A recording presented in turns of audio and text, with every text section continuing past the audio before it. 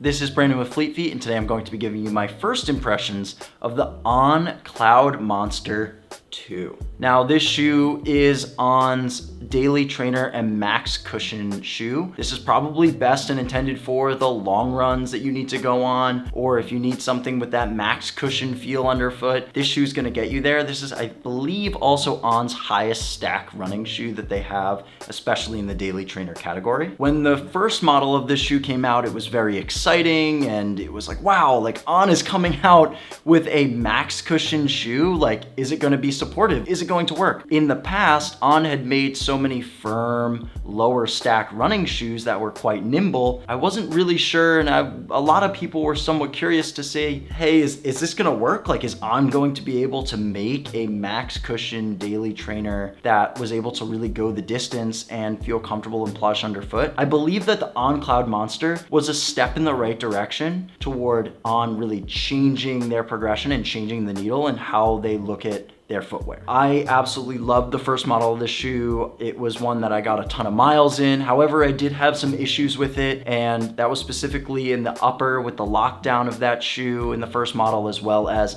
some issues with the outsole. I just felt like the outsole rubber, and especially the way the geometry of the Cloud Tech was, I found that the first model just had a little bit of some traction issues, and the lockdown of the upper wasn't really quite there. So there were still some improvements that I thought needed to be made. But with all that to be said, I did think that the first model was a step in the right direction for On, and it was a great starting point toward higher stack and more cushioned running shoes in their arsenal. Now, moving toward the second iteration of this shoe, let's just start with the upper. The upper of this shoe is an engineered mesh upper, and it is made from 100% recycled polyester. Don't ask me what that means. I don't know. I'm gonna be honest with you. I don't really know if it really matters, but I guess what On is trying to do is create a little bit more of a sustainable shoe, and usually sustainable shoes don't really work that well in the market, and eco-friendly shoes don't perform as well as others do. But I do think that On making those strides and making those efforts toward creating a more sustainable shoe is a step in the right direction for them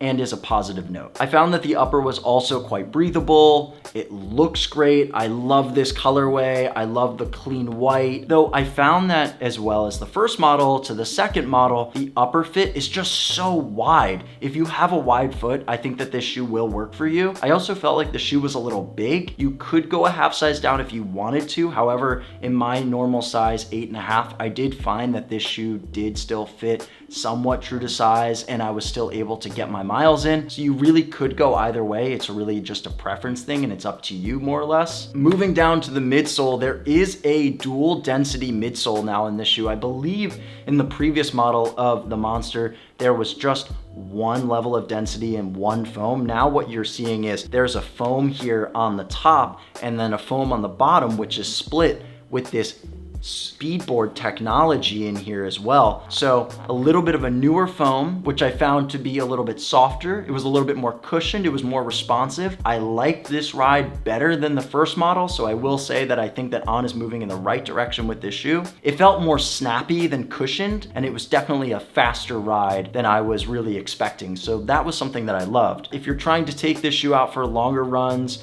or anywhere between like mid-level to longer runs, this shoe will do very well in that scenario. Speaking more on this Speedboard here, it is a nylon blended Speedboard. It really just means that it's a plastic plate in the shoe. Again, that's really all you need to know about it. It is springy, it is flexible, and it will be able to give you that pop that you're looking for. It really acts as a lever or a propulsion or flexibility platform for you to kind of spring off of. However, I do think that for something like this, the biggest thing is that it actually adds some stability in the shoe. So the platform of this shoe with the Speedboard, having a wide base and having the Speedboard technology, really just keeps a little bit more stability underfoot. So now moving down to the outsole, this was another part of the shoe that I was really hoping that On was able to dial in a little bit more. As you can tell, there are the black sections here are where a lot of the outsole lugs are. It works on some of those days where it's a little bit drier out and you're just on the roads and you're just going for a few miles, I think that's fine. I do really like this shoe. I still think that with the foam technology upgrades, I think this is the right direction and improved direction for On. This is definitely a shoe that I plan on putting more miles in and coming back to and lacing up, purely just because I